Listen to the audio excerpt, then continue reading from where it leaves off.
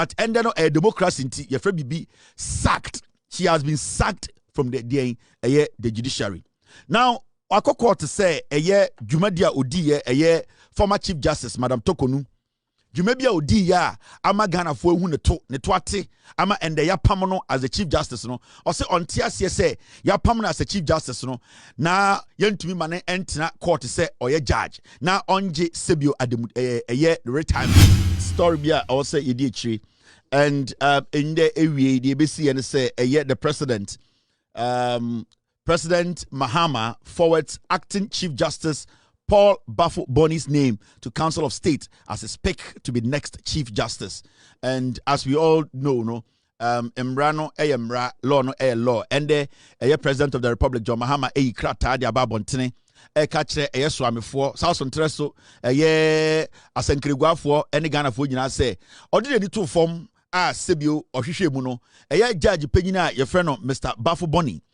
Paul Baffoe Sebio endeno since say Madam Torkoonoo ehon sensemba ya na odie ginimu as the Chief Justice no ohwe djuma wedi ene ne experience owo ene Sebio papa no sibia wabo no homoden e wo judge djuma mu a ohun papa we say oye nipa bia ne ho ete oye krogen a o se otinam ebeye den the Chief Justice of Ghana inti odinidin atokrata so e de akoma Council of State say omo nhwe na omo so adwene a omo ofa ho no omo ensusum fa ho say nipa we yi no Sebio ne kwan so or say no fata say I was say Ghana ya ginitum say oye Chief Justice say Council of State for ne ginitum na ya sade akọ parliament na Sebio almost atoto na no kakra na yehu say Sebio osipi osita onimumranim na Sebio de Ghana mrani nyina hye nsa obetumi ahwe so ama Sebio nyansa onyamede domye say yemfa enchekere man no nyansa pa etumi aboa Ghana inti ende Mr. Paul Baffoe no the President of the Republic John Dramani Mahama edeni din akoma Council of State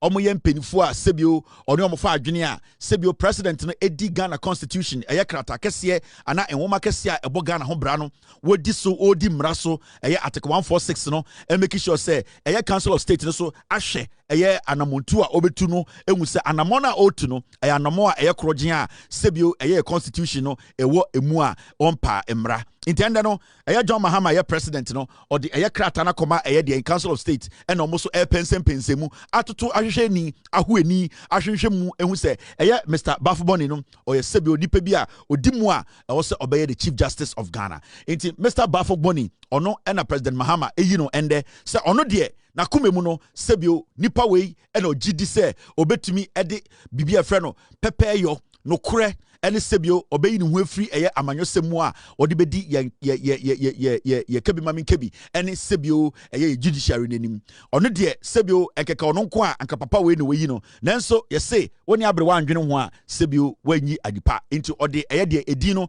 ama Council of State say almost enhwe na mo nhwe de anamo a wotu no se krogen sa papa no hote se wo se de ko emane ko Chief Justice into ende Mr. Paul Baffoe and John Mahama, President of the Republic, say onko ye Chief Justice of Ghana, and all over the place, share all over the place about the judiciary. Obianiwa or any excuse or objection to this decision by the president. And when I say objection, and I say any say okasa, and I say what problem ni, and say Papa we are conducting home. Hardly do you hear anybody talk about him say from the time Obeye a judge, or misconducting even once. This man has been principled. And there you say, and I said, yeah, then say, yeah, you need, so we a politician, we a nipe bina ojin say, Sebio wa ye bibia, and say, Obeye Chief Justice, who kwine, Saudi Baba Bontine, no aka.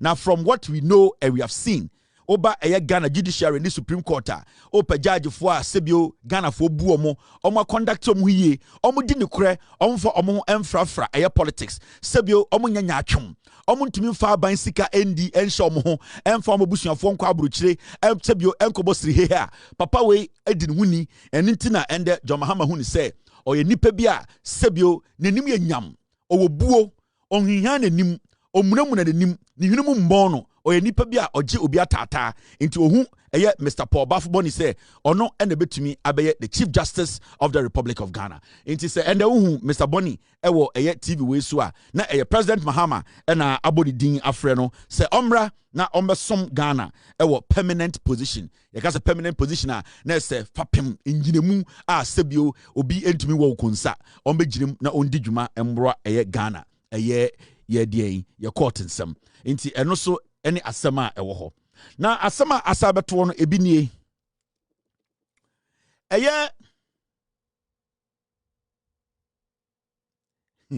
eye Attorney General and so and they were responding to Madam Torkoonoo oye MPP ni a ye didn't be Chief Justice when di infie mienu if you send subanti and ende otifia oni kapre adekudi Madam Torkoonoo oye the worst Chief Justice awabedi Ghana so ne say sebio ne ho a wan hwe ne ho so yie wan hwe ne kasam wan hwe ne niye oma tumi efoforo no ama tumi edo no ama tumi agi ni ti wen tumi ahwe so anya ne dwuma nti oba Ghana abakosemu or the history of Ghana, she's the worst, she's the most less celebrated human being when it comes to our judiciary, because sanka ayatetena and Quebec say you try to su ewo sebio judiciary or to say de akata any akata no mo sika sunsuma omko wi akokɔ aba akokɔ twa abode a ye wo mu etri efri ekurase so mu nkonwurem anka ayatetena anka oyakata any akata efri say wambɔ ne bra yie obra ye de share ne nsase ombɔ no wambɔ ne yie inti Ghana eba de eba emrasemu ene emradwumemu ene judiciary mu a ye wo ne ti konsa ye pra de chise beifo efri say niye bia oyɛ ye no na saa niye no entwe ensueni inti sanka yetetena anka oyakata anasa akata ebia okowi akokɔ anasa okotwa abode ene yetwa de su efri su ekronum ema ne sakopi ekro bi so a okowi a gold aye pamo no but ende no democracy nti ye fra bibi sacked. She has been sacked from the judiciary. Now akokɔ to say dwumadia odi former Chief Justice Madam Torkoonoo Jumebia odi ya ama Ghana fo ehu ne to ate ama ende ya pam no as the Chief Justice no o se ontia se ya pam no as the Chief Justice no na yentumi mane entena court se oye judge na onje sebio adem retirement inti menoka say Madam Araba Torkoonoo ono so ye mixed tribe o ya hunani kakra e no ye mfantini kakra ne busuani kakra ne afenyoma akin ende o de Ghana court se Mahama any constitution no any Ghana for nyina any Council of State for atnase the constitutional yedwuma ema yehu se wedi bone ema constitution aka se onko fie dia as the Chief Justice o se ne de wate ase o se wate ase se wedi bone se ya pam no as a Chief Justice na onte ase se ya pam no as a judge. Muntie Madam Torkoonoo asema wo ka no o se Mahama person pam no as a judge ye wo ne kwan so wo ho Mahama pam as a Chief Justice if you say nyoma bi oye ne ntwa kwan mu sebio obumra so wagiatum ebesin ne on sorry enka say pama ya pam as the Chief Justice of Ghana no our problem o say ne de no kore Mahama any NDC any MPP any Ghana for CPP for UP ye nyina ye kabo ma ye kire constitution no ene na ye nyina egina so a ye de apam no if you say constitution e kire say we Chief Justice na wan bon hu modern na we nimra so a constitution na MPP for NDC for CPP for KKK for MMM for ye nyina ye kire ye no sa constitution ye begina so de apam inti no ye de apam na wo so ate ase emom sika ofaye ode ne kunuko abrochire ene ne man nyina no wate ase se odigwirum inti no de ya pam no as a Chief Justice wate ase na eba se oye judge of the Supreme Court on ase se pam na ya pam no aka ne judge no inti ka ya pam se Chief Justice anka ya ma ne kwan na ometena eye Supreme Court na onni asem de Madam Torkoonoo eka nyina ne se okọ Pentecost asori na sebio oye Pentecost asori panyini na sebio asori panyini wo mu no osa eye mbema kuo no anase men's fellowship no oye leader wo mu na de ochem nyina odwudwam ema ne ba fom a ose okọ Pentecost ena osa ya asori panyini ena men's fellowship so oka ho na sesia no yakọche ne se men's fellowship no wakoto mu na enti on the watiasie say ye na free men's fellowship no mu asori mu watiasie na emom no oda ho eye den asori panyini into person asori panyini sebio enim ho no oda ho tena ho sa asori panyini eno na sesi Madam Torkoonoo oyeka also no Pentecost ni watiasie oye Pentecost ni oya asori panyini a osaka men's fellowship ho na men's fellowship no wo mu no wakoto mu na ema ya che no into ya pam no as a men's fellowship member or say sa pama ya pam no watiasie wato mu na wa asori nim into say asori fo ni jano no sa be ya asori panyini na otena asori nim na oyi quotation into on tiasie say eye Pentecost asori ne say ya chew so wato mu na as a member of Pentecost as adia asori panyini and as a member of the men's fellowship na ya pam anase ye wefrima on tiasie say ye yi na afrim say asori panyini na asori panyini title ne de obeje still men's fellowship ne waja tu so to mu na anti apam no but asori panyini de eni say sa title ne agifri nsem eno na eye Madam Torkoonoo e chirechire mu a kire say on tiasie nti ene eye den eye attorney general so akọ court ena waka che court say ensema eye Madam Torkoonoo ka no aye bebre nwuran ensema ede to no so e men's fellowship no ye ka so ba to mu na wasa wi asori sika ena wasa ade ewia obi bag nemom dia ya kan wie krampa amebuarfo no eye monato no asori bag na owia ene yem kan ho asem mpo ena sebio dia kan ho a wawi asori sika na so yen kan ho asem eno kra no impenifo betena asem yen kan ye dia sesi a waje atum so wedi bone no eno ye monato na oto ye se oye men's fellowship no eno na ame atwe ne to konwa of men's fellowship ena ayeden atrega ame yi ne to konwa as den asori panyini enti attorney general say opese Madam Torkoonoo ti ase say onte ne ho ase a onko Supreme Court na onko pe enchirechiremu eho na echirechire mramu na High Court na ogo ne de eho no ye di asemmua sa asemmua yentumi ndi mmua no High Court na Supreme Court na echirechire nsemu endi se nani adin na onim se owo mra no ewo ne side na onim se ondi boni bia na onim se de oka no wo ma onfa asem no enko de enfa nko Supreme Court na omu nchirechirem efi se eho na echirechire mramu afa so ame format ase iti Madam Torkoonoo nsem ni nyina no ne tofa na mabo a kire wo no Torkoonoo se okọ Pentecost Torkoonoo se oye asori panyini Torkoonoo ya so se oye women's fellowship president ena Torkoonoo ya beto se women's fellowship president no oni obi kunu akoda e wa asori nim ena enunti ya sa ate se Torkoonoo asa ewia women's fellowship fo sika ena ya sa ate se Torkoonoo asa ewia obi handbag e wa women's fellowship meeting nyoma miensa ena ya Torkoonoo. Remember, oya sorry panyini and osaya member of women's fellowship. And the allegation are born women's fellowship. Remember, Torkoonoo obenya a chance ebe ye women's fellowship member because no a Pentecost ni. Osaya benya a chance ebe ye sorry panyini because no a Pentecost ni. Without being a Pentecostal, and Torkoonoo to me sorry panyini and to me sambe ye women's fellowship president. And before she got those positions, you know. Without men's fellowship, Pentecost church, you know, you cannot be a sorry panyini, and you cannot be a women's fellowship president. Now, as something in say, or see, or what women's fellowship, no, and osa a sorry panyini, no, women's fellowship, what there, wakofa obikunu, action, wajatum, and inti, a women's fellowship, no, sasam ya kewe, yin to Torkoonoo say, and ya usuma be a watcher and your Pentecostal, into your pamano every women's fellowship nim. And the Madam Torkoonoo say, I can't send me a new wasamoka bag or Korea, Edisiko Korea or men's fellowship, women's fellowship, yan can't want them. Or say, Sesiano, ya pamno as a women's fellowship. Only dear watiasia, wajatum, or no bikuna koda, women's fellowship, and me in the Torkoonoo. Or so person sababak better or say, Pentecost, I sorry panyini, and a Pentecost was a derby. Yan sa. Ya cho to akonya women's fellowship a Pentecost in tina onya women's fellowship no a Pentecost in ti e na obeye den obeye asori panyini enti so akodi obi kunu na ya cho to na ya wagye atum na ya pam wo women's fellowship untumi nsam betena asori nanim se wo asori panyini ena eye asori sofo na eye atari general na se madam dia wo ye ho asori ho dia ai se wo gye ho semre na ende wo sori na wo pia ha na wo ye dede ende unim akwa asori fo mpanifo anim won kran omuno mu kyerɛkyerɛ nsam mu Attorney General say, Madam Torkoonoo, on for Pentecost for us on them rank crying. A honor, a sorry penny for sia. A honor, wombum.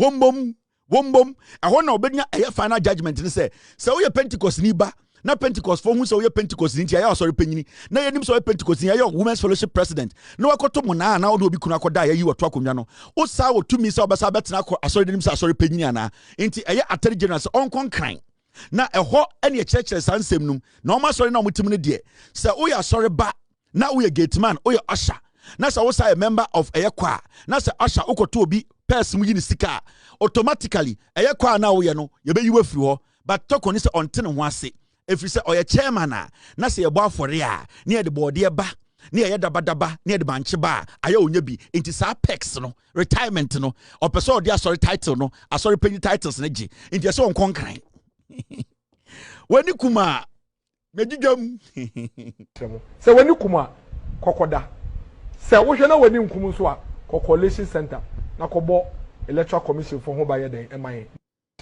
se wani kuma kokoda se wo hwe na wani nkum so a coalition center na kobo electoral commission for ho ba ye den eman se wani kuma kokoda se wo hwe na wani nkum so a coalition center na kobo electoral commission for ho ba ye den eman inti sa okaya imbreya eye 4 seat bi beto parliament a afenyomakin e court supreme court kaka che Torkoonoo say oh MPs 4 bi more parliament NDC 4 person mo twa akonwa na mo ntia ase a afenyomakin e de asem no e call eye Torkoonoo e supreme court no eye asem a Torkoonoo e ka o supreme court ni o say in the case of the vacant 4 seats Torkoonoo say no kan Torkoonoo said even though the High Court is cloaked with the powers to hear the vacant seat case, the Supreme Court is the only court with powers to interpret the Constitution.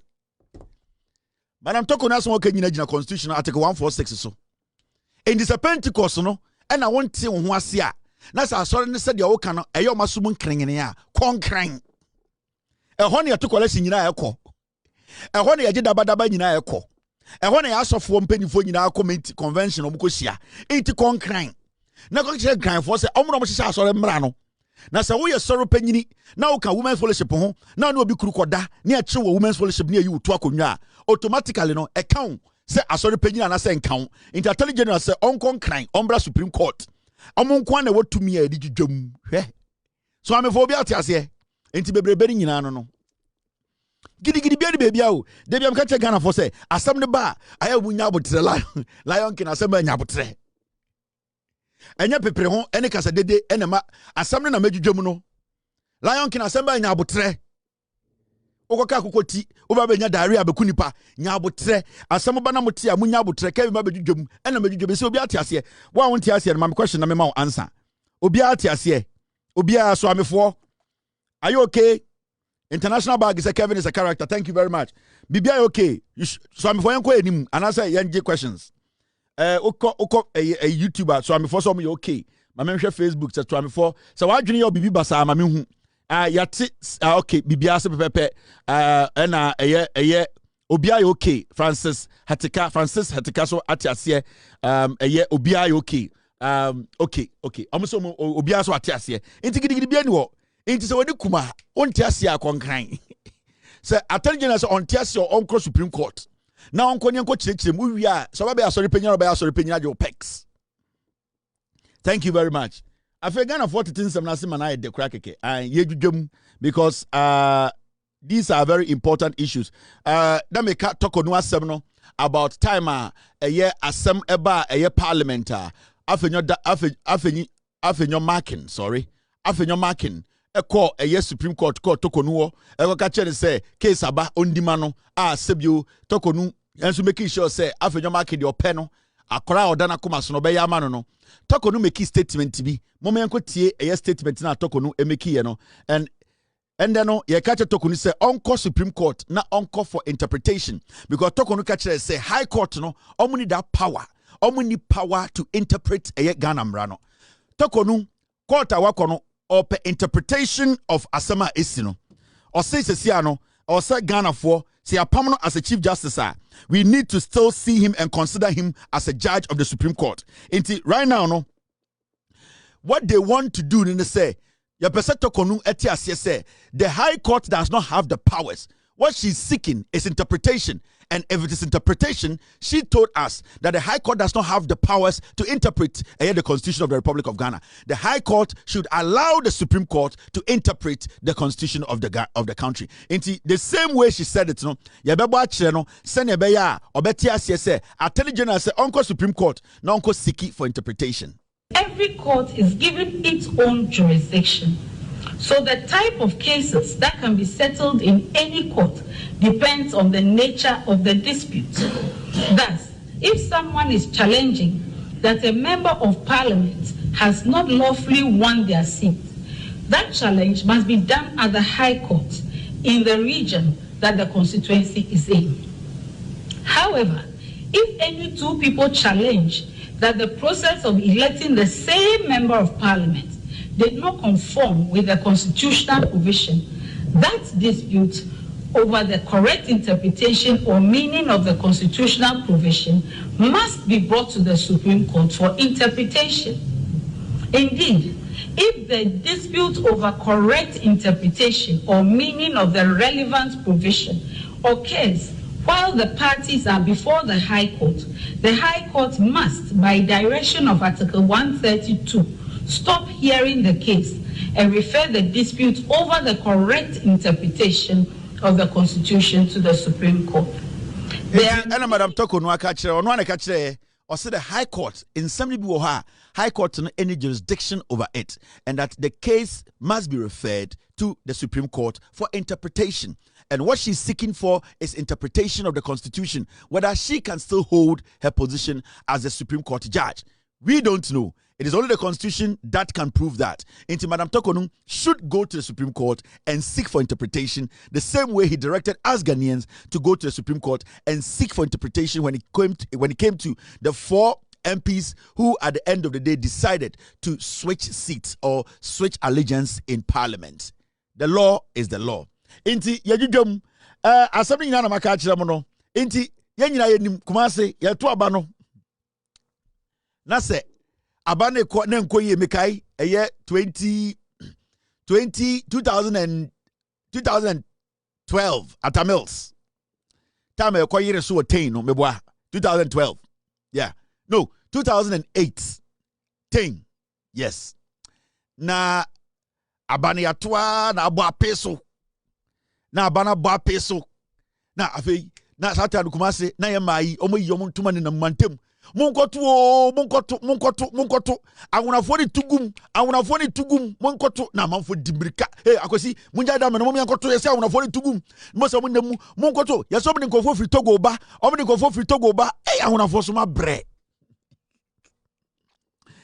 na omunnam dwom asafo sata se me small boy me na masafo na mehwe de ko ai munkoto o yeso mu tugum o awurade ene ko tie Peace FM yeso uko awunafo mu a yeso mu firi Togo ye bie bodane no mu bem omu ba asa awunafo nya nipa asi asese nkofo gu Togo omu awunafo gu Togo ena time ne ye bie omu yesi awunafo yi omu tugum yeso mu tugum motete dam yase ye den motete asafo ha mo ye den ye hia ba ni ye hia e se ye di munya na monkoto no ma sorry anti mam sika na me to so ntra so ai na wafa wai yeso wafa so nyi sika na no omu de from na ase no na ase bra ba gi sika enti wanda na ase oteda mi aso mpedwuma wafa ba ni sika na ase wen kwambo to so mo magi sika nko ese awunafo ni tugum awunafo no mo awunafo we my bre fucking can we tell her I wanna phone tugum also na say bra eyizo wen kwambo so mo magi nkoto me de ko me ho tete me e de na ekosi na de na Peace FM 4ka yesi nshirafo se sia de abada bo apeso yesi 10 na se sia de answer no metubenya aba no ese ye ne wo eye ha no yeto nti ese mate and okotie Peace FM wo mo ka yesi awona to mo tugum awona foi yesi obebie Togo bodai e no mo bem omo basa no mo to na se de ehu de anya omo jeje rollins ne nkofoi jeje rollins se wo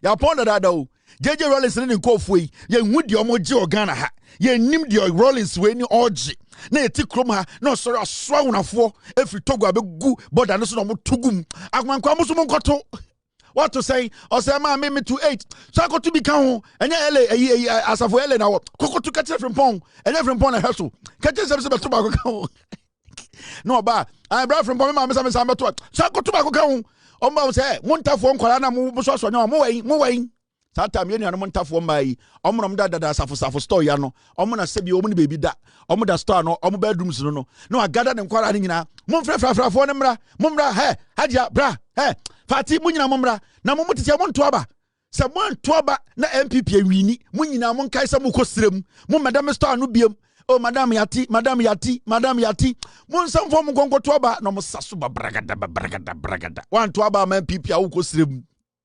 Takirikiro.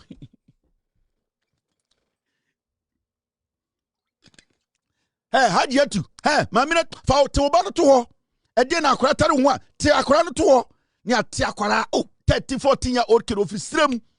Or so no makaya ye was out wine about to tables. Man in that table no so. Monsa son call eh. You and Fatima Wayne. One got 12 moko to 20 this year. Na say about Dania. Munina mo come chrome. Obian na story ano. Obian so kosuawa ha. Ya tonton na mo ha mo na mam kakra. Mo ne ye ne eboa mo. Enkora ne yem hyehye o mo birim. On person be kosirem. Okosirem antokwesi. Okosirem abibie ni wo. Bawumia Acheampong so ya campaign say emfa MPP mra. Inti enkora ne ko eye police station. Mo yem hyehye o mo. Inti o mo ndi o mo nye. Inti okwa ne aso ne nsa. MPP no the team king. Omo papa on so fa on sa kire me otuma hwan o se MPP o so ko tenase na fa o 10 na ho intafui na yusu omo na afei na afred na akwa me na sei eye kwan boat munya matoto obitumi ba na afred anti an ye ne wo eyi medus asafode no an na me LA fo no matofo o se ne kwase ho an ukọ eye forukrom ase ho na right o school na wo no e ho so beto atofo no mutugum I na isu from pom ma na from pom akọ he ko bo uti na wache sei ehin na wo sisi ai na wo osema bebia wo de mento aba ose ehin na wo gina ose wo mi gina de chem so right to school na wo no ko omemo ato osema me se ko omemo ato fafo ne manipa na wo ho no odu afo nkuta no bra me pa choma me pese ono kasa ose hwan nie ose o from pom me na me MPP agent no abayo man nto ose o ma mate to MPP ni ati for team aba 93,000 490 of the year 93,000 Bantima 43,000 MPP 93,000 33,000 433 moi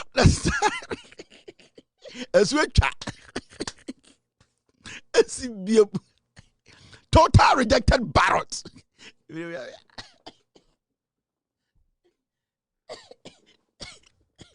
Sada mo sanka bie mo wie mo to bepa eni da mo pa ma asam no en de kire mo hye mo ho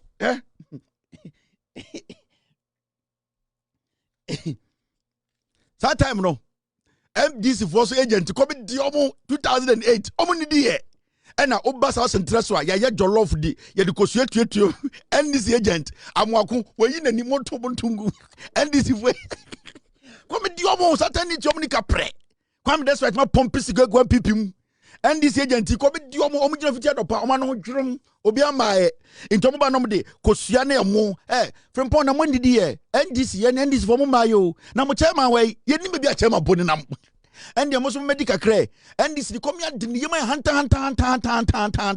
ni amana jollof kakra ne de kosua tua so didi ohun so bi to so we hwan o so we di say ye so we di 80 o so na mo ma no to ohun jollof nu kosua kwasia and ye tugum total rejected ballot omu wiepe na ebo sesepe na afi ye wini so munim de omato international na bibie so no and me say MPP for se me akom de mbo ne bechem a e kire makofo sikedwa bechem eno so ni sam nye international mbo ne me fa nchemo me say MPP me gu no sam me de day am ka me yira asem the day aboabia samoka say omo tro letter akoma me yire company na me ka say menemu me ngu partner na me responsibility as say me wie but dem betumi aye ama me de me boni achem say mo de sikadwa kofi bebre me saman tam sikadwa kofi am cheme la mo me gu party no share mo only one option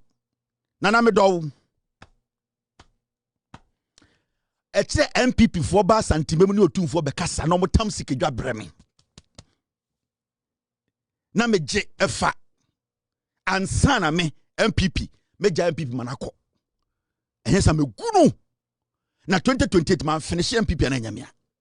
Share 93,433. Na edian na dashboard no so am yenhu adwuma.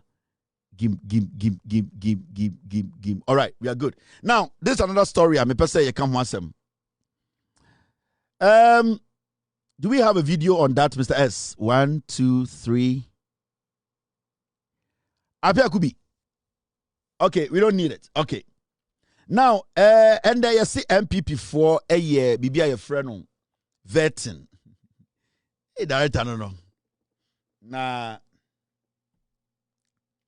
Vetting, no. Your vetting will be any of what your vetting director, president. You are foolish. I'm now Bamche, president, who person advice into stop at him. They are foolish. He be president, I go chop. He be vice president, I go chop. He be my work and good work that will give me money to eat. Go to hell with your president and your vice president today. Me ya majuma pemisika, and I will say only pana Jimmy Amontiana. Mosimi yanka. You are foolish. I'm now Bamche, president, who person advice into stop at him. They are foolish. He be president, I go chop. He be vice president, I go chop. He be my work. Ye jinem eye atasa, and they say a vetting. I'm a friend bia aspirant no more MPP no bia ya tutu bia no. And I Kennedy so call is he right presidential? Hey, Kennedy, o kind of kron Kevin Chiro. Kevin Tiller. Also, and say me Kennedy, me can ask him, gentleman, such a nice guy. Or no, you be on Kebi. No, a minute. I said, the be 70. I couldn't tell my Kennedy. The swatting you know, say, oh, so good press. I don't know. Oh, say, oh, can I end the yano a minute? BBT. It took a phone channel. My minute. In the Kennedy, when you're constipation, a good yum. I had ding. Because our cast of paper because I can't about them. Our cast of paper because on your presidential. In the Siano, I'm a forecast up to any year as 1 minute. In Ghana and there, Opio constipation back in Japan. Abu good yum. I had ding. Oh, who do you know? Because the Siano presidential pa, it was tuition pa. Oh, nice. Hey, Kennedy. Now, it's so nice, sir. Kennedy. Me pass and what? Kennedy no. Me say Kennedy ani pe. Ne go for the Kennedy. Kevin tell go campaign over Kennedy. Me say Kennedy Japan ani pe. Kennedy. What up? Me say akompra ko ani pe. Ai ende de obeya hu bi akompra ko. Onim nyansa say businessman hwe de wa ye we bie stores nyina akoko force. Akompra ko. Yes, Kennedy ani pe yantiasie de mo beye bia Kennedy. Yes, Kevin campaign ma Kennedy Japan. Oh, Kennedy Japan kuma Kevin Teleska wo. Kennedy kuma Kevin Teleska. Say the bia ya catch them say Kevin Tele oni Kennedy Japan or partners be. Ai. Kevin Tele ani Kennedy Japan mo one because it's steady bia Kennedy Kevin Kasa. De bia o gina Bawumia so on Kennedy asam. On Kennedy asam and yes steady as a Kevin Tele person Kennedy big Kennedy ani pe. Ma Ken. But Panasabo, apart from Bibiano, Minipo, I yes, yeah, best say, oh, you're on Jebo, you are foolish. Yet Twitch eyes, Minican share Twitch as boga. You are foolish. I know Okano. In January, yo, what's up? You are foolish. Interior, you are foolish. You are foolish. Foolish. Foolish. I'm now Bam. You are foolish. I'm now Bamche. You are foolish. I'm now Bamche. Okay. Mohammed come down for some. My best friend Kennedy Agyapong be penas and rough. Now, Dadzi, can Agyapong adopting Asian model key to Ghana's economic growth? Says the idea also of shape in basic colony to be because Montiasie. Because 2024 no. Time I know moko prime minister catch am say or the ship be free abrochire na ebegyina kole no so na ekọ na eba na abrofo timpon na omo beso mu dware no matom na omo self ne self osemo ntiase magimi sa ideas ni nyina o ka so be no ntumi am so no so osaka say mrebi o ka say ode boat kakrakapa cruise ship eba be si Cape Coast to Takwa na so omo na musuo no so na omo dware na amanfo ko bie restaurant wom ni nyina o ka no 2024 ni nyina mo ntie o ka say nka the ship ba be so cruise ships na say nkofo ko bie restaurant wo epo no so na say ship free Caribbean ni beduru ha na nkofo asisi na makọ restaurant ni mu apunim kan labadi wono kan pono na nkotwitwa da asase no ai president aba na epono asase ni etwa obegira ni agese Kennedy mu asase ni ewa apunim obe ni ya restaurant o se sa nyo be nyina ka nyina manje ndi se sia another one biaba ofre no the Asian model key Kennedy for or head documentaries working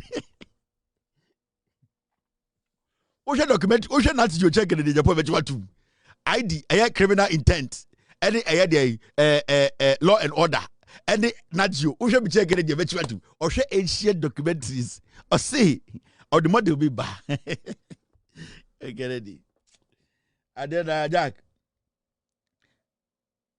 oh, why do you want me to do that? Team they say Ken said he will build a hotel at Cape 3 Point in Kennedy Japan. Whoa, that's it. Enti, o see another people for be ba kono man tiase. Where the friend no Asian model key. Ni nyina ne say, o Ghana na ohia sika na ba man ho ne am sika na kwa bruchiri. Ana say bi out Ghana, u pesika. Na so ba ban o ka say oh me pay $2 million. O de den, oh me pese me see restaurant. Enti na aban ahwe ewewu. No ohun say ohia $2 million na the amount. Into the 2 million ko another ko edwuma na aban be check ye wi ane atetewo ebia wo pese wo ko UK ko tena ho 3 years na ko hia sibia ye hotel sibia ye suan na aban atam sika amount £2 million, 10,000 pounds or say a friend bibi a friend Asian model key bo ma di pa nyabuta asema di pa be ka kire bro. But Kennedy, this your Asian model key no is the same as NAPE. It's the same as these same models are buying a war in existence. With NAPE, Anna John Kumadano, NAPE, it was entrepreneurs, young Ghanaians, going to tell the government what they can do with their business plan. And the government giving them seed money. In fact, this new government has introduced even a more comprehensive one. Besides, get me the flyer, let me explain. Kennedy, this model has been in existence for years. Maybe Okotin say Asia Taruhuninti. This kind of thing has been there. And you see, the only difference between the Omoyenu Asia and Ghana and say their economy, the way it's set up, no. Our economy hasn't gotten to that point where you can just dish out government money and say so the idea ni say, and this NAPE thing, it was started by John Mahama in 2014. And I'm friend, yes. It was to make sure that the youth, especially young graduates, are more ideas. A good paper so hear the assistance of the government to put that idea into reality through the government support. No, and no na MPP for be change yes no NAPE. John Kuma no. And it was basically to do what? To finance or resource young Ghanaians, entrepreneurs who are willing to go into a trade or whatever kind of business which will turn them into self-reliant entrepreneurs. Inti sa ideology no, it already exists in Ghana. The other kind to say Sibia Bawumia beka say Google Maps na ebi ni Ghana. Google Map existed in Ghana before Bawumia came to power. But now again say Ghana for Jimmy and omudi bibi a friend no the GPS address by. Sa dia na Bawumia de be share nim no. Now start catch Ghana for say we're introducing Google Map into Ghana. No. Before Bawumia became a running mate, people were driving with Google Map in Ghana. The same as timer Gehok akware fen saying kwasi ampe yi na ote Gehok be Kwadwo ase no Kofi Juma in 1995 or 96 ko for time ɔde ɛyɛ de street address bae or starting name Kumasi Boulevard Asafo Boulevard dia oje Ghana for sika kodi that time no onim say street or the boulevard is enye boulevard but na that time na Asantefo ni my dear friend boulevard na Asantefo ni my dear friend street name enti o create bibi to Asantefo tim say wakwatena broche not a grand concourse so into bedru Asafo ni atro Asafo Boulevard abra na ade no eye kanko ebia kanko no mutwa. These are things that have existed MPP for the area Ghana for sika until John Mahama buy in 2012, 13, 14, 15 or making sure so we streamlining no amana beye a whole project the youth of Ghana enya for so MPP for ya sa buy under Ekufuado ebe change yes ni nip omo destroy no. This thing that Agyapong you are proposing, let me read something to you. And sometimes, your handlers, I think they think say you are weak-minded, kakra. They throw things at you because they need to also show you say they are working. Now, this is what I'm talking to you about. This is what all the way in 2025, John Mahama Krekan Wasem this year, President Mahama launches the Adwumawura program to combat youth unemployment and foster entrepreneurship. They have re-enhanced it. Papa, and then our friend Asian model. No, it already exists in Ghana. Now, so we read this program, NDC for I Hansen Ye under John Mahama. Mami reading show. You will understand. Say whatever you are trying to suggest, it already exists, and the nation builder, the wisdom politician, John Mahama, it was already in existence. It had been in existence, and he's back again to even polish it more. Now, Mami read this new one at John Mahama dia Banin show. Your friend the Agyapong project. And na saying omolanche Nti Kennedy, you need to understand. Take your time and read. The people behind you, they are not learned. They are not too. Bawumia for na. Bawumia. They don't understand Ghana the economy. In this way, so we read this program this is what it says. Agyapong program is designed to create, mentor, and support a minimum of 10,000 business annually with a particular focus on empowering young individuals aged 18 to 35. In the Agyapong program, John Mahama Diabasisiano, that is what it's sought to do. It's basically going to empower young people through business, through different crafts, through what they feel they can do to become self-reliant. Now, so really quick, I say beneficiaries of the program will receive comprehensive assistance. Kennedy, a comprehensive assistance won't tell us. Aban say, Omo benya sa juma die we hu faso no. Omo benya emwa donko mwa eso omasene. Comprehensive assistance. That means say sa emwa na aban ede so wasene no. Emwa ebetumi ama wejina. Ama wejuma eda weni so ana weni da so no ejina ne na so. Your friend comprehensive assistance. Obitumi ma assistance but na enya comprehensive. You can be a comprehensive enjina so fapem. Now kind now ko anima say na chirechiremu say beneficiaries of the program will receive comprehensive assistance including skill training in sanudwuma so shemu enye sika keke ne yetamama aban eye NDC abano ebema wo sanudwuma wo Asian model now John Mahama already all implementing no and na mijidwom wate ase say you are late. Are you late? Mr. P, Mr. S, get me are you late by Papi Kojo. Papi J. Kennedy, are you late? Mr. P, Mr. S, get me, are you late? Get me the one with Kwabute and let me play the remix for them. Are you late? Now, Uko Wenima, you see mentorship. You will need to be a mobile tenetino, or mobile guide.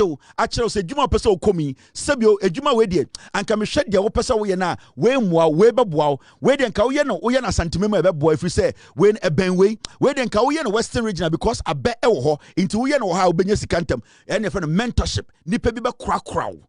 Nina ewo John Mahama project or the Agyapong no eno no bibi ete say eye ade aye frɛ no eye access to startup capital ye bema udwetire sikapudio a wode be hye adwuma nim nti aban in this program Agyapong program no ebema udwetire a wode be hye adwuma nim ye bema nipa a obekrakra na asama eye de insano adwuma esipim ni comprehensive assistance inti enye mwa eye mwa ba kope eye mwa e wontini ntini emu bia wobetumi ede woni atoto bebre so a ebesi wiye na wokọ anim a say and essential equipment yebesa ma de nyoma akande a wobedi adwuma nti Adwumawura program na John Mahama de aba no ene na wako hu bibia friend Asian model no it already exists under the NDC government.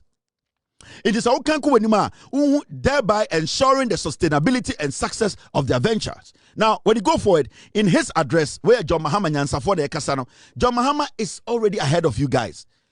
John, oh yeah, ahead. Kennedy, are you late? Bawumia, so are you late? Why are you late to the dada? What to? I want what to watch chum. Want to watch chum. Watcher. Yako yenyim da dada. Ya wom. John da wom or da wom da dada. John Mahama was that wom. Where you want somewhere who tell light and cutting into I want to watch it. One shall go John da wom da dada. Now it can't go anymore. In his address, President John Dramani Mahama underscored the program's importance in tackling youth unemployment, which he identified as one of Ghana's most pressing challenges. He reaffirmed the government's commitment to creating decent and sustainable job opportunities for young people in alignment with the broader agenda of the National Democratic Congress to stimulate economic growth and innovation. Inti Adiana Osha that Adiana Oka said ancient model no it already exists under this government. And then your friend Agyapong program. You get skill, you get mentorship, you get equipment, you get capital, you get comprehensive assistance. It is not just about carrying money and giving to young people. It's about preparing them for the markets. And that is what John Mahama and NDC for. The startup is there. The creativity is there. The knowledge that is backing what they want to do is there. People will guide them through mentorship. Eddie Kennedy, you cannot just come, go watch documentary and just come and say you want to implement the no. Ain't I late da. John Mahama was our womb da oko. I want watcher. Want to go when you moko. John Mahama orchestra one day John Mahama okay. One day my John Mahama okay. Offer oye ejuma wobeye ama imbranted and baba wa one so opera bambua one mawunya one juma woye John Mahama no orchestra. Idea is not exactly the best. Adwumawura can advise you what other business idea you can look at. Their businesses will be selected based on their scalability, sustainability, and their potential for job creation. Ladies and gentlemen, this is an ambitious undertaking, but it is necessary if we are to secure a prosperous and resilient future for the youth of Ghana. But let me point out that this program is not like others that were announced in the recent past with a lot of fanfare but proved to be mirages without adequate funding to sustain them. Adwumawura is fully funded with adequate allocation. Adwumawura is fully funded with adequate allocation provided by the Ministry of Finance in the 2025 budget. My young brothers and sisters, many big businesses of today were the startups and micro enterprises of yesterday. The Adwumawura program is designed to be inclusive. It's designed to be youth-led. It's designed to be Ghanaian-owned. And so you must be a Ghanaian to be part of the Adwumawura program. So, Kennedy, you have an idea. John Mahama has already launched it. Adwumawura program. The Asian model does not exist here. You already have the Ghanaian model, which is called the Adwumawura program. And the facts are there. The limitations, and everybody can get access to government assistance through skill training, through startup, through capital, through their mentorship. These are things that are binding in Canada. Watcher Kennedy. I won't call phone. I want a scientific party. Watcher do. Want to go. Kennedy. I won't call phone. Why you late? Ping, ping, ping, ping. Why you late?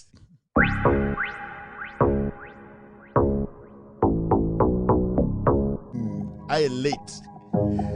boy na you late Kennedy inti adene nyina no na machechiri no inti this Asian model key it does not exist please me pawasem emfa kopefo frofabra the same way Bawumia nyanse bia ni team ono so kopefo obia kopefo from bra and omo converting na omo we verting no Bryan Acheampong people so aspirant no people so aspirant Adwumawura no campaign. There have been a few jobs. I think there will be a couple more. We are embarking on a campaign. I mean, I will be hit. Others will be hit. It's part of the campaign. It's normal in our politics, except that wisdom must be applied for you to know the line beyond which you are infuriating somebody. That will make unity post-election difficult. But regular jabs of pecking people's faces, I mean, those ones will happen. We just have to make sure that we don't poke the eyes, and that will become a problem. Inti people so billionaire enso akasa Bryan Acheampong people so billionaire o say obi anti ase say campaign on we end dey ateni ni dey wom afi na mo be hu punches kakra na one dey o ka kire obi ase mo dey medium ho atem and dey normal amanfo we party mo jinse party mo dia o mo sorry a o mo dey obudi atem mo be say be dey o matem bi bo no dey e wo ma obeto e na amanfo beto ehia na e normal na o say wo mo say ye beto ehia na yanjini party no ye bedi ehun atem mum na yanjini party no na ye di atema na ye say party na ase no ye nse no so a na ahwe de beye enti aspirant ba ko di nka ka kire mo say atenie ne de ye bedi ene de obi anim ni nyina ne say ye mfa ye san wo nyonko ani but ye nim say obi e campaigni so the zongo for vote beba no amfa ba ye be ka kire no ye nim say obi so atoka 300 no nkofa ho kra tamra no ankofa ba na ka so ekromfo ye be ka kire no ye say obi yire makeup and onam any pragia any idea kunkumba jafo do di omachi and why no snake queen onam Ghana na so mpese be kare no be ka kire no yes obi asha 33 policies na sa 33 policies no and Ghana nsuo nyina say and ye free abem na inflation and 57 ye free abem na dollar and almost 18 ye free abem na to petrol ye free abem na unemployment in the roof ye free abem na corruption amene ya sankofo no ye beka every say ye ntimi ntina ho nka say sankofo no ye nyankopon omo enim nyansa omo ntuma chekere man nti ene ya beduru ha ye wo position nti Bryan Acheampong eye people so billionaire Bryan Acheampong oye people so billionaire also ni do dwam emfa ho because ne tikrom ha ene e ko fantafo ba se o me fantafo vote mra o me ntuma fantafo vote ba o me de koraba ne baaye enti wo yetani na wo Bawumia wa kontafo krom na wo ntuma fantafo vote amba me ko ni no na membra bisa me ma osika na safo kontafo krom na in the next time wo ba se koraba na do beba enti enya de o mo betam sika asaba bedi Bawumia chi efrise zongo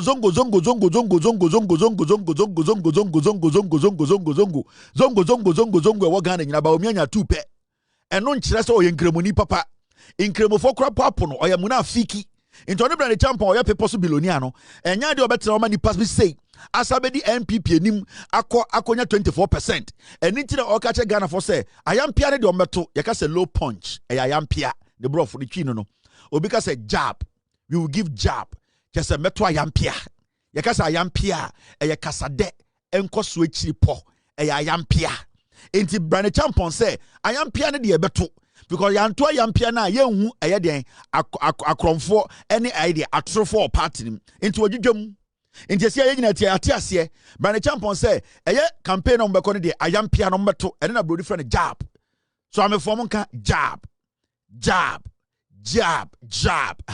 also mo beto ayampia enti sabio unya ready say ye de ensabe wo wani ase de a ene ka nokore na otie nsema Bryan eka otiem na otie de okanti nyina de na okamanesi nyina ne se Bawumia aye no ho se and the party no wom no emusi ebusa no question enitina na ogina pepo no so ebusa Bawumia se na wo ukontafo kurom ukonkremufo kurom no ede na wo de baaye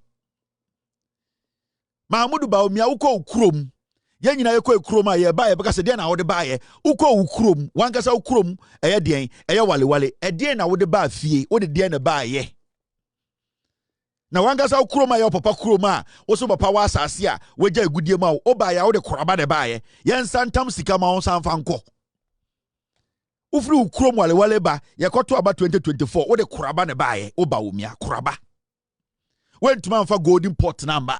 One for sikapudio number. Went to man for asase paper and bechere. Went to man for document be and bechere say, wey, and a day, and I'm free a day, free a year. Team.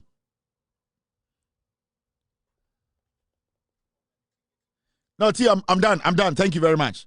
Inti, the Omukani Ninano, Ombasom Chim say, Bryan Acheampong Beso say, on it, or catch a Ghana for Ayam piano mobeto, jab on it, dear Omobebo. Na Mahmudu Bawumia on a number of Nanko for dinner to a party mono. MPP for Nina Codinachino.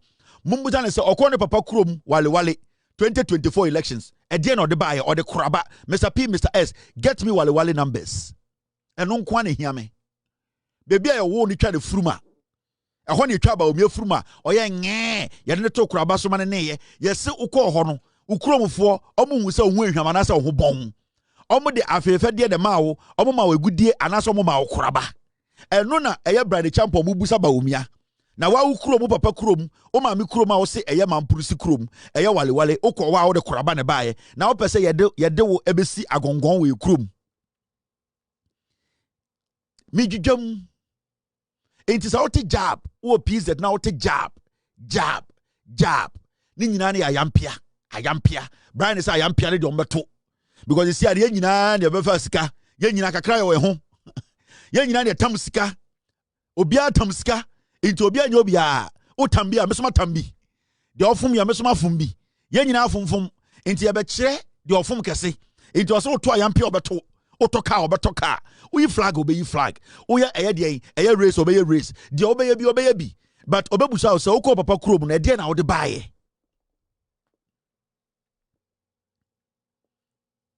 Mahmoud Bawumia ye to about 2024 no mo amudi Bawumia chi no sanka muni munyansa and come back say, Boga, forget. I don't go do that. Hey, don't make it take me go back.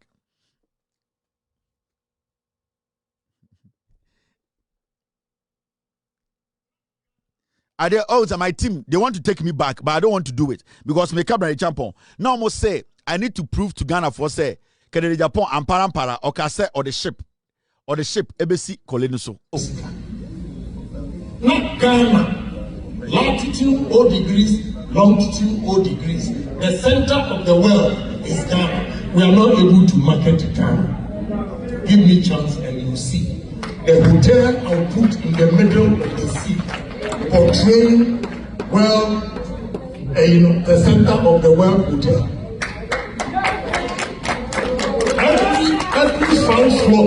Every 5 floors will depict a shape of a continent. The first 5 floors is African shape. The second 5 floors will be Asia. The third 5 floors Europe.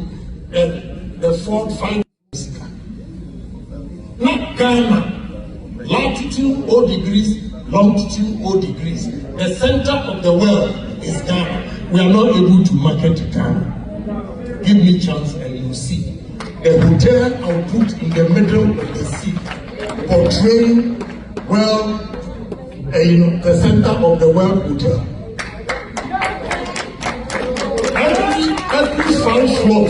Every 5 floors will depict a shape of a continent. The first 5 floors is African shape. The second 5 floors will be Asia. The third 5 floors Europe.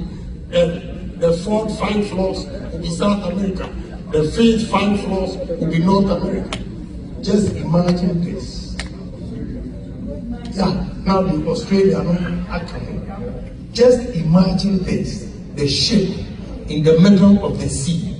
And all the 5 floors will depict the cuisines of the continent with restaurants. What you say? Now people come there and see. What you say? Yawalina Casa, Cape Coast Casa, Osu Casa.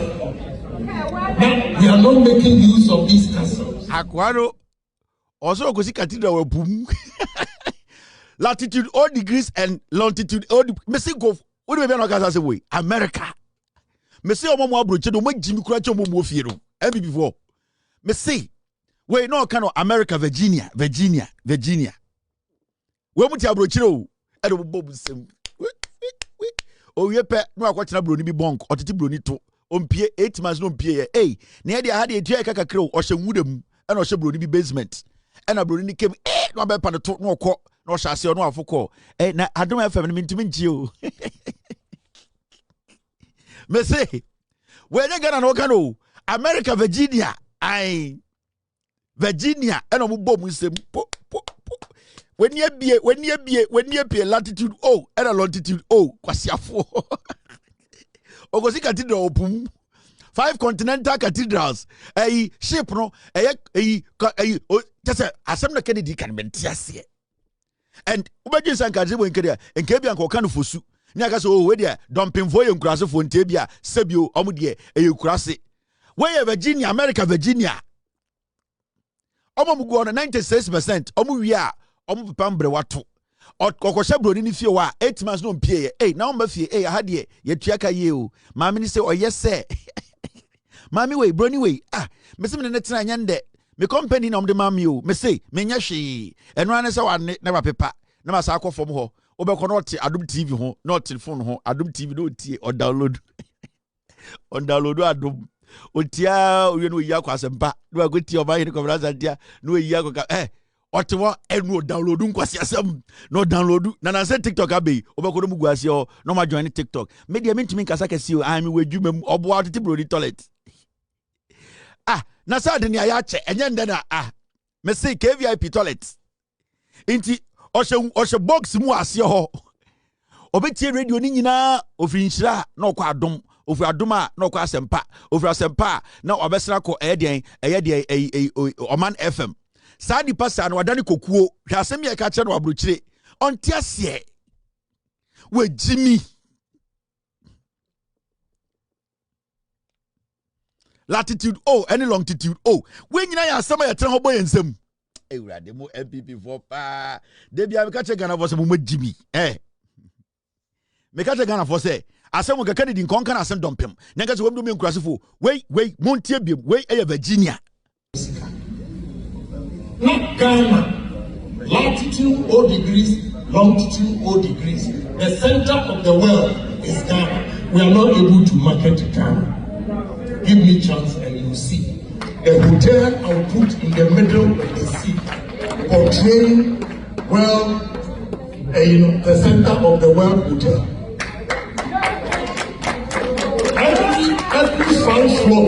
Every 5 floors will depict a shape of a continent. The first 5 floors is African shape. The second 5 floors will be Asia. The third 5 floors Europe. And the fourth 5 floors will be South America.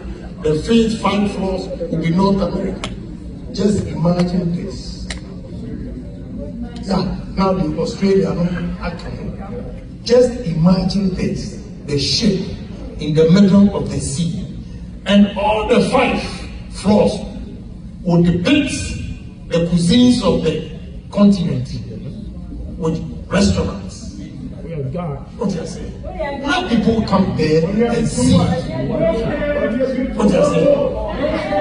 There were Lina Casa, Cape Coast Casa, Osu Casa. Now we are not making use of these castles. Not Ghana. Latitude 0 degrees, longitude 0 degrees. The center of the world is Ghana.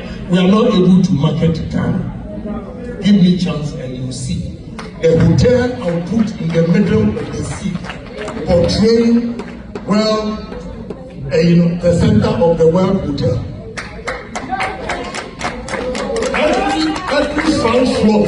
Every 5 floors will depict a shape of a continent. The center of the world hotel. The center of the world hotel. No muguho. When you be, Osmi anti you America, anti Connie. Now him sister Esther, on your brochirano, wo. Brad Thomas, now him bra Frimpong, then over there, no for Bakuya, Nan saying by the down war abrepoi. On the son of Virginia, no, Mr. Watanawacho, Obugu se ngan ya bra wa bruchire ya ofa bruchire me se we mo omo ubi omo ka buta in chance is wo konko for party no wie aduane ko fie webo na enim won o meja betete mo too rough mo e che bo chimi abubu mi kumi wa brojire ha metibu nyina moto mo burgers afa messe burger no ade na friend burger no messe do wo mu nyina be biom ka boot na chance is wo na eye ntuma hye ho na ade suit tantan wo abobo hye ho oduru Saturday a opon adwuma onko fie o no atesa no ho o yesi asemesi ye wedding me ko ho na odini suit tantan ya cheche aduane ne pe na ogige aduane ne tata so na oda kwhye ka boot obepro na be hye di freezer onye aduane enkwase aduane nko a Kennedy bo wo de wonko bi na se Ghana ne de ese mo nko a enkofo de beto agum awona fo so de bro awona fo Mose mo de Kennedy mo beje Ghana mo de mamba yesi nko Kevin Taylor na wona fo no omo beto agum kumase na yetimi to aba na ebo be 4:30 aka bia be 30 minutes na abo 5 Agyapong a no boto kejetia mo nkoto ne so nkofo de tugum